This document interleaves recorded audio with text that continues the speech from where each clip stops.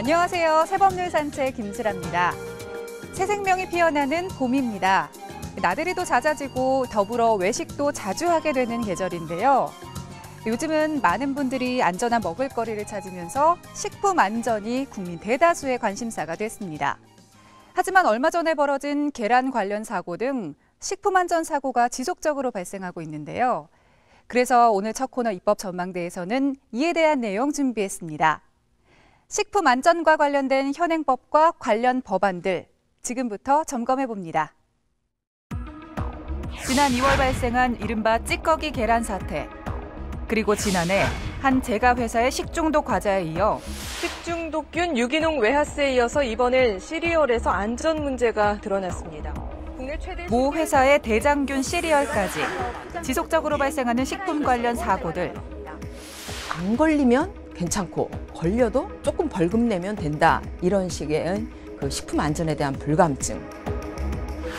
식품의 안전한 관리를 위해 필요한 대책과 법안들을 살펴봅니다.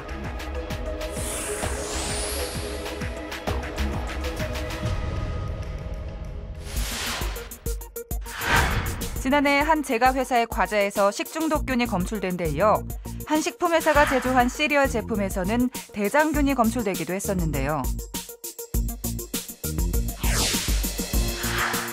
지난 2월 또다시 한 계란 가공 공장에서 폐기해야 할 계란을 정상 계란과 섞어 제과업체 등 대형 식품업체에 납품한 것으로 드러나 물의를 일으키면서 식품위생관리가 도마 위에 올랐습니다. 최근에 쓰레기 계란을 식용으로 사용한 것과 또 꽃게에 납을 넣어서 무게를 무겁게 한다거나 또 조기, 우리나라 조기 같이 만들려고 배에다가 황금색을 칠한다거나 또 멜라민 사건, 이런 굉장히 많은 사건들이 있죠. 근데 이런 사건들이 일어나는 그 이유가 첫째는 식품업체가 부당한 이익을 취하기 위한 것이 많이 있고요. 그렇게 해서 안 걸리면 괜찮고 걸려도 조금 벌금 내면 된다. 이런 식의 그 식품 안전에 대한 불감증, 도덕적인 해이, 또 사회적인 책임 이런 비윤리적인 행동이 많이 있습니다. 식품위생법에서는 식품 제조 가공업자에게 자가검사 의무를 부과하고 있습니다. 자가품질검사라 불리는 제도인데 식품 제조자가 자신이 생산하는 제품의 안전성을 확보하기 위해 주기적으로 품질을 검사하는 것으로 자체 시설 혹은 외부 기관에 위탁해 실시해야 합니다. 자가품질 검사 제도라는 것은 품질관리부서에 시험 분석서를 갖출 수 있는 일정 규모 이상의 기업에서는 자체 제품의 품질관리, QC를 위해서라도 당연히 실시를 하고 예전에도 실시를 하여 왔습니다. 그렇지만 그렇지 못한 영세한 업체가 워낙 많다 보니까 우리나라 전체적으로 보면 80%가 넘어요. 보니까 이를 보완해서 국민들에게 안전한 식생활을 제공하고자 입법된 제도입니다. 검사 시설을 갖추지 못한 중소기업에서는 위탁 시설을 이용해 품질 검사를 할 수 있는데요. 이 같은 시스템이 운영되고 있음에도 식품 관련 사고가 끊이지 않는 이유는 무엇일까? 현행 자가품질 검사 제도 운영에 관한 법률을 보면은 자체 자가품질 검사에서 부적합이 난 사항이라도 식약청에 보고를 하고 그 조치 결과까지 보고를 해야 됩니다. 그런데 작금의 사태에서 보듯이 일부 미생물들이 문제되어 있는 경우, 제품의 경우 이를 재처리하여, 즉 살균을 함으로 하여서 완전한 제품이 될 수 있다고 믿어서 재처리한 사례가 있었습니다. 이런 상세한 행위에 대한 모호한 법 해석 및 적용으로 인해서 운영상에 문제가 있는 것으로 저는 파악을 하고 있고요. 이렇게 품질 검사에 사각지대가 발생하고 있는 데에는 현행법이 지정하고 있는 검사 범위와 준수 사항이 모호하기 때문이란 지적이 일고 있습니다. 때문에 해당 법을 개정하려는 노력이 이어지고 있는데요.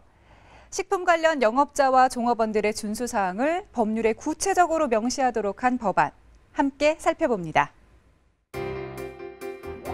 현행 식품위생법에서는 식품 관련 영업자와 그 종업원이 지켜야 할 사항을 법률이 아닌 시행규칙으로 정하고 있는데 그 준수사항을 법률에 구체적으로 명시해야 한다는 의견이 제기됨에 따라 관련 법안이 발의됐는데요. 새정치민주연합 김춘진 의원이 대표 발의한 식품위생법 개정안입니다. 식품에 대한 안전은 아무리 강조해도 지나치지 않습니다. 그러나 식품 사고가 연이어서 발생되고 있습니다. 특히 최근에는 찌꺼기 계란 사태가 발생했죠. 지금까지는 식품 관련 종사자와 특히 영업자와 종업원들이 준수해야 될 사항들이 시행 규칙에 정해져 있습니다. 그러나 죄형 법정주의 원칙에 의해서 구체적으로 법률로서 명확하게 정하고 잘못을 했을 때는 처벌하는 것이 옳다고 판단이 돼서 법률로 끌어올려서 구체적으로 명시를 해서 식품위생법을 위반했을 때 3년 이하 3천만 원 이하의 벌금형에 처하도록 했습니다. 개정안에서는 식품 관련 영업자 및 종업원들의 준수사항을 법률로 명시하고 있는데 검사를 받지 아니한 축산물, 실험 등의 용도로 사용한 동물, 법률을 위반하여 포획 채취한 야생생물, 유통기한을 경과한 제품이나 식품, 수돗물이 아닌 지하수 등 적합하지 않은 물 등을 식품 가공에 사용하지 못하도록 하고 이를 위반했을 경우 3년 이하의 징역 혹은 3천만 원 이하의 벌금형에 처하도록 했습니다. 또한 자가품질 검사를 실시하지 않거나 검사 결과에 이상이 있어도 이를 식약처에 보고하지 않는 사례가 잇따르고 있지만 이에 대한 처벌이 미미하다는 지적입니다. 관련 실태를 살펴보고 이를 개선하기 위해 발의된 법안도 자세히 들여다보겠습니다. 지난해 있었던 두 식품회사의 식품안전 관련 사건. 두 사건 모두 업체가 자체적으로 실시한 품질 검사에서 하자가 발생. 하지만 식약처에 보고하지 않고 해당 제품을 시중에 유통시켰습니다. 자체 품질 검사 후 부적합 판정에도 보건당국에 신고하지 않는 이상 그 사실을 확인할 수 없는 제도의 허점을 악용한 건데요. 이들 기업에 내려진 행정조치는 시정명령과 과태료 300만 원이 전부. 이른바 찌꺼기 계란을 판매한 양계 공장 역시 공장 폐업이라는 행정조치가 내려졌을 뿐입니다. 물론 세 사건 모두 책임자들이 기소돼 형사재판 중이지만 비슷한 예로 실형을 선고받은 예는 많지 않은데요. 현행 처벌 수위를 살펴보면 품질검사 결과 부적합 제품을 식약처에 보고하지 않았을 때는 과태료 500만 원 이하, 제품을 미회수한 경우에도 1년 이하의 징역 또는 1,000만 원 이하의 벌금형에 처하도록 하고 있습니다.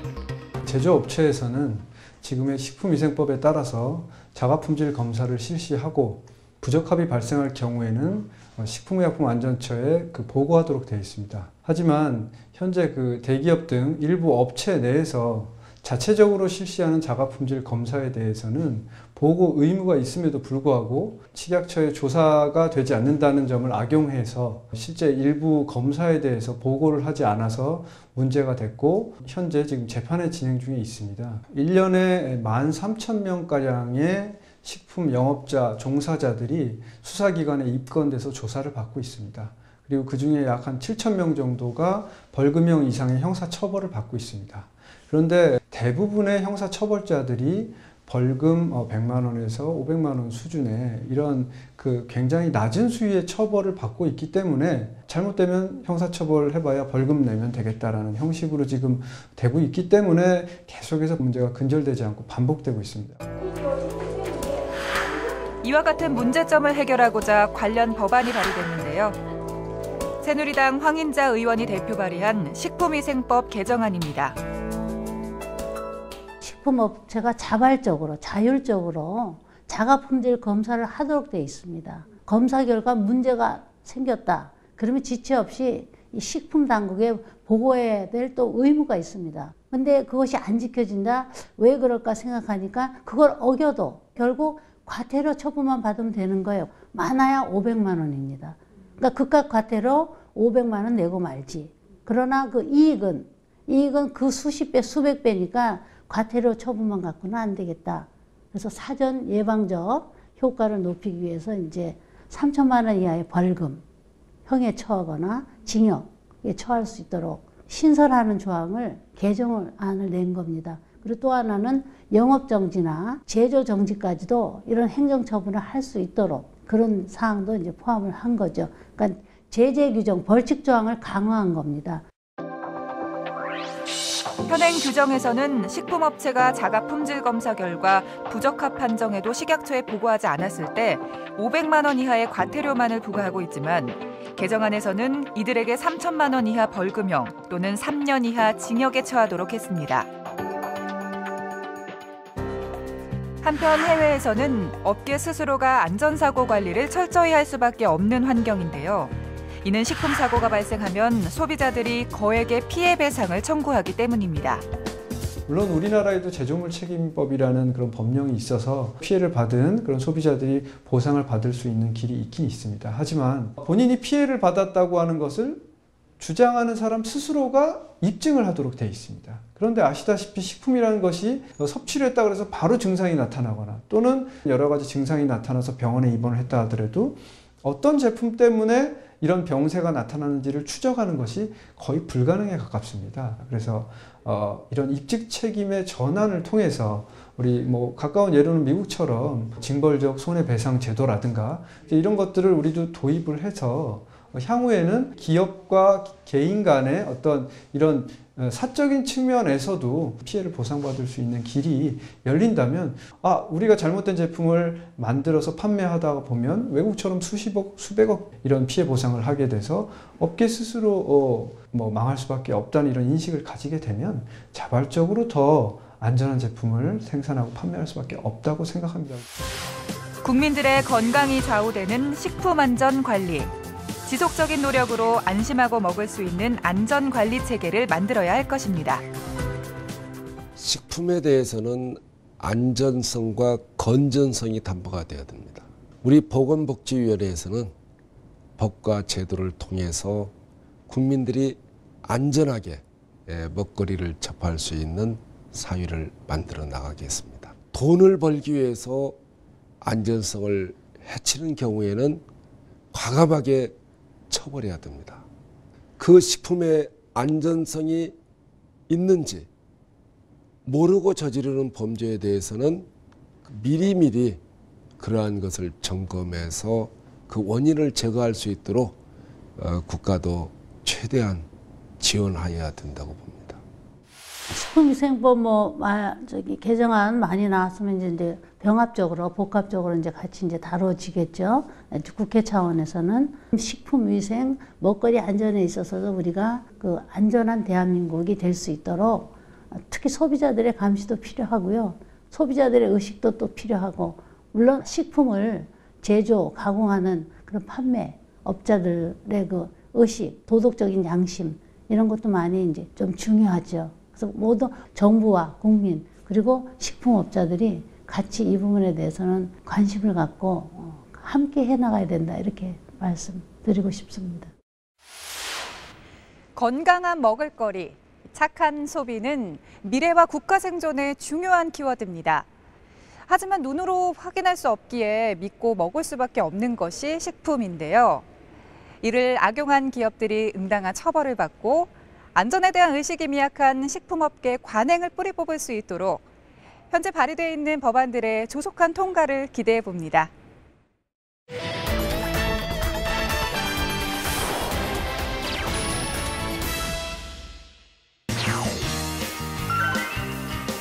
입법 예고 이모저모 오늘의 법률안. 디지털 환경에서 생성되는 방대한 양의 빅데이터. 빅데이터는 최근 무한한 성장 가능성이 주목받으며 다양한 산업 분야에서 활용되고 있는데요.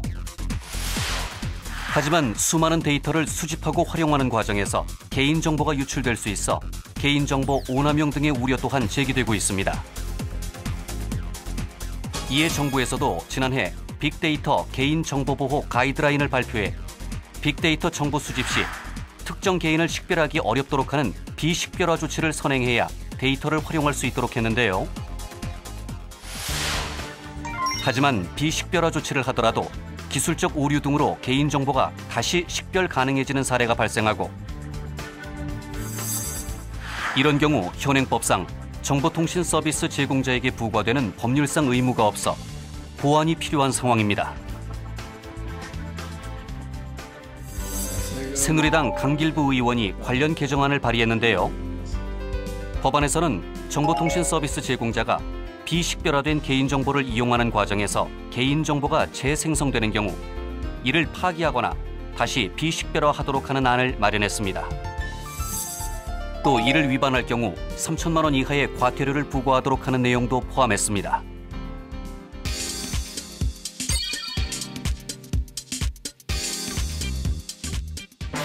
군대 내 사건, 사고가 잇따라 발생하며 군 인권 보호에 대한 관심이 높아지고 있습니다.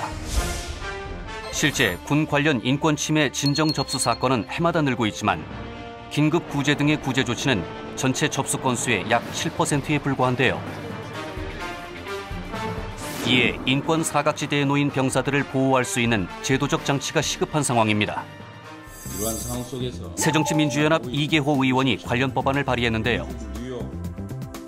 법안에서는 군 인권 침해 사건을 독립적으로 조사하기 위해 국회 소속으로 국회 군인권보호원을, 국방부에는 사례 접수, 현장 조사 등을 위한 군인권센터를 설치하도록 하는 안을 마련했습니다. 아울러 인권 침해 신고가 없더라도 군인권센터의 장 직권으로 조사를 할 수 있도록 하는 내용도 포함했습니다.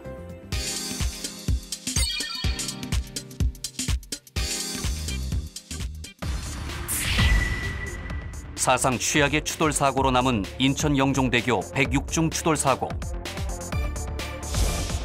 사고가 난 영종대교는 지리적 특성상 안개가 자주 발생하는 곳으로 이 같은 상습 안개 지역의 교통사고는 지속적으로 발생해 왔는데요. 하지만 안개 지역 내 도로 안전시설 설치는 국토교통부 도로안전시설 및 관리 지침의 권고로 규정하고 있는 상황. 이에 새누리당 김성태 의원이 관련 법안을 발의했는데요. 법안에서는 도로관리청으로 하여금 안개 지역 내 교통안전 표지, 안개 시정 표지 등을 설치 관리하도록 하는 안을 마련했습니다. 또 이를 위반할 경우 2년 이하의 징역 또는 2천만 원 이하의 벌금에 처하도록 하는 내용도 포함했습니다.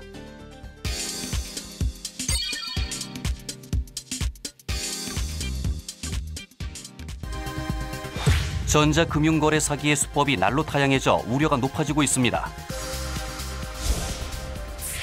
특히 최근 발생한 텔레뱅킹 무단 인출 사건과 같은 새로운 유형의 경우 현행법상 금융회사가 책임지는 전자금융거래 사고의 유형이 한정돼 있어 금융소비자 보호가 미흡하다는 지적이 있는데요. 이에 새정치민주연합 이종걸 의원이 관련법 개정안을 발의했습니다. 법안에서는 전자금융서비스 이용 권한이 없는 자가 실행한 거래를 무권한 거래로 정의하고 사고의 기술적 유형에 관계없이 무권한 거래로 인해 이용자에게 발생한 손해에 대해 금융회사가 손해배상을 하도록 하는 안을 마련했습니다. 아울러 무권한 거래가 아님을 입증할 경우에는 손해배상 책임을 면하도록 하는 내용도 포함했습니다. 스미싱, 파밍 등의 전자금융사고는 예방 또한 중요한데요. 특히 스미싱 사기를 방지하기 위해서는 금융회사에서 제공하는 전자금융 사기 예방 서비스에 가입하시는 게 좋습니다.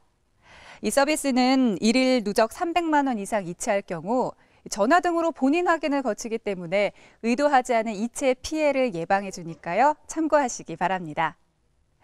다음은 실생활에 도움이 되는 세법률을 알기 쉽고 재미있게 전해드리는 세법률 생활백서 시간입니다. 오늘은 어떤 내용이 준비되어 있을지 확인해 보시죠.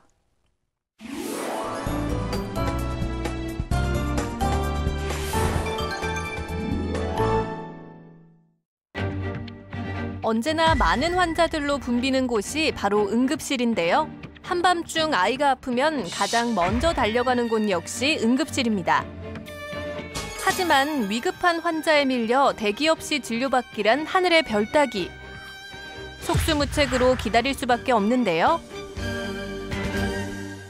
말 못하는 아이가 한밤중에 갑자기 열이 나고 아프면 참 난감하죠? 이젠 그런 걱정 안 하셔도 되겠습니다. 바로 야간과 휴일에도 문을 여는 달빛 어린이병원 덕분인데요. 어떤 병원인지 함께 만나보시죠. 1년 365일 문을 여는 소아과 병원 달빛 어린이 병원은 언제든지 안심하고 진료받을 수 있도록 최소 진료 시간을 평일은 밤 11시까지, 휴일은 저녁 6시로 두어 아이가 아프면 언제든지 전문의의 진료를 신속하게 받을 수 있습니다.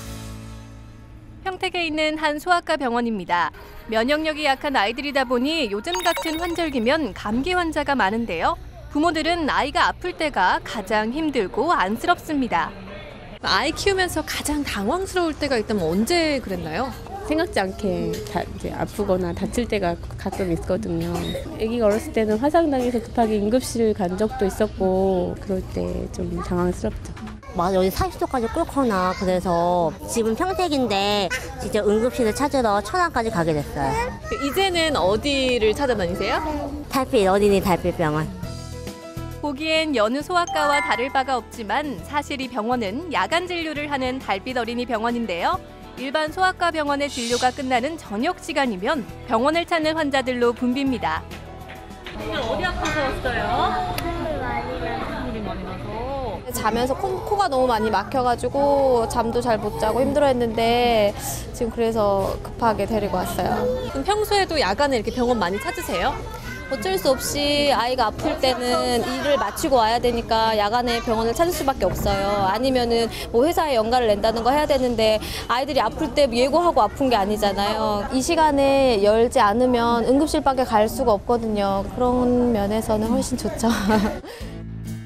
맞벌이를 하는 은기 씨는 야간 진료 덕분에 아이가 아프면 언제든지 진료를 받을 수 있게 됐다고 합니다.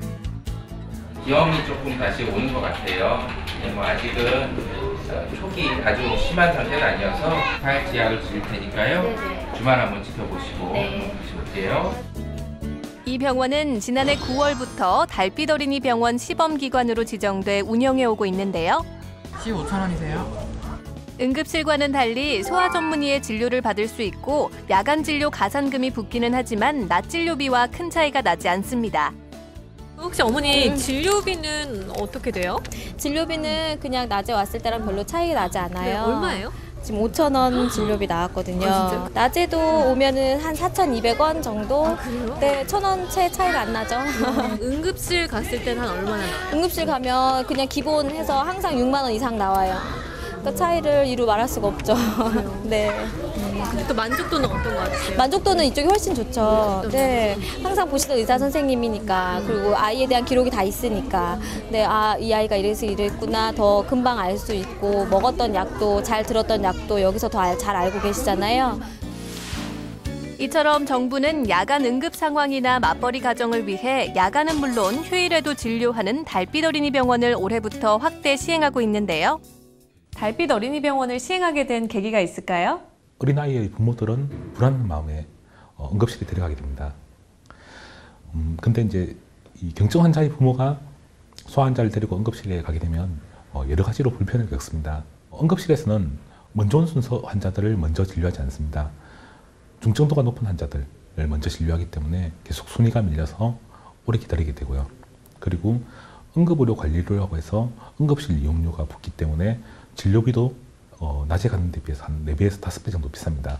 그렇게 이제 많은 비용을 내고 오랜 시간 기다리게 되지만 전문의 얼굴도 보지 못하고 레지던트한테 진료받고 돌아오는 경우들도 많고요. 이런 문제를 해결하기 위해서 달빛 어린이 병원들을 지정하고 만들게 되었습니다.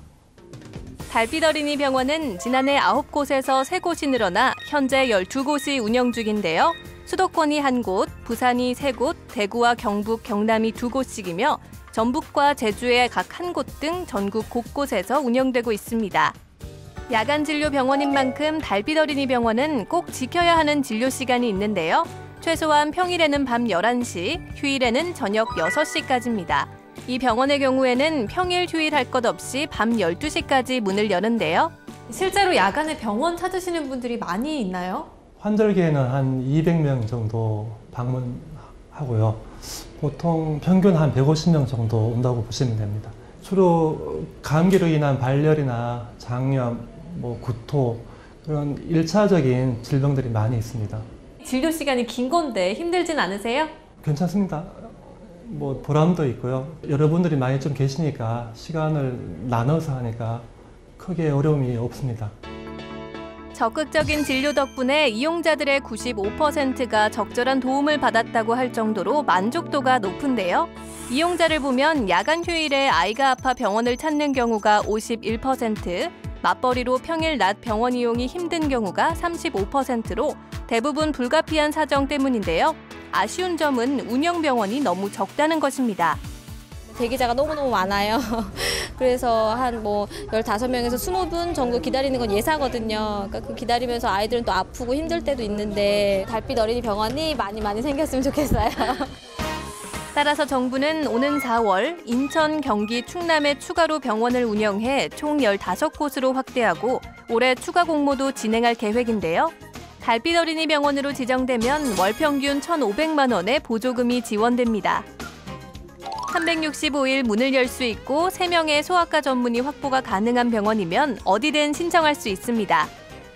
보건복지부에서는 올해 총 20군데까지 늘릴 계획을 가지고 있습니다. 4월 말까지 2차 공모를 해서 목표치를 채울 수 있도록 최대한 이렇게 홍보하고 신청을 유도할 예정입니다. 시민들의 좋은 반응에도 불구하고 아직 달빛 어린이 병원이 없는 지역이 많습니다. 특히 서울에는 아직 달빛 어린이 병원이 한 곳도 설치되어 있지 않은데요. 서울의 경우 소아 대상 응급의료기관이 상대적으로 많고 별도로 야간 휴일 진료를 독려하는 제도를 운영하고 있기 때문으로 분석됩니다. 서울시 야간 휴일 진료기관은 서울시 홈페이지나 120 다산 콜센터에서 쉽게 안내받을 수 있고 전국적으로도 응급의료 포털 사이트를 이용하면 우리 동네 야간 휴일 진료 병원의 위치와 진료 시간을 쉽게 확인할 수 있습니다. 앞으로 달빛 어린이 병원을 이렇게 확대해 나감으로써 기대하는 효과가 있을까요? 시범 사업을 했는데 7개 병원을 대상으로 해서 집계를 한 결과 이용자 숫자가 10만 명을 넘어섰습니다. 저희들이 올해 목표하고 있는 20개소를 만들게 된다면 1년 동안 적어도 한 80만에서 90만 명 정도의 환자들이 야간 휴일에 진료를 받을 수 있을 거라고 보고 있고요. 그렇게 된다면 소아환자 부모님들의 불편도 많이 해소될 수 있을 것이다. 그렇게 보고 있습니다. 365일 언제든 신속하게 진료받을 수 있는 달빛 어린이 병원 참 든든한데요. 더 많은 병원들이 참여해 아이들이 진료받는데 어려움이 없길 바랍니다. 시우 밤에 아프면 어느 병원 가지? 달빛 어린이 병원. 아이가 아프면 언제든지 달려갈 수 있는 달빛 어린이 병원이 있어 참 다행인데요. 하지만 아직 그 수가 부족해 아쉽습니다. 달빛 어린이 병원처럼 늦은 밤까지는 아니더라도 평일에 2-3시간 더 연장 운영하거나 공휴일에도 일정 시간에 한해 문을 여는 병원들이 있는데요. 스마트폰에서 응급의료정보 제공 애플리케이션을 다운받으시면 쉽게 검색할 수 있으니까 참고하시기 바랍니다. 새법률 산책 오늘 준비한 내용은 여기까지입니다. 저희는 다음 주에도 알찬 법률 정보로 찾아올 테니까요. 많은 시청 바랍니다. 함께해 주신 여러분 고맙습니다.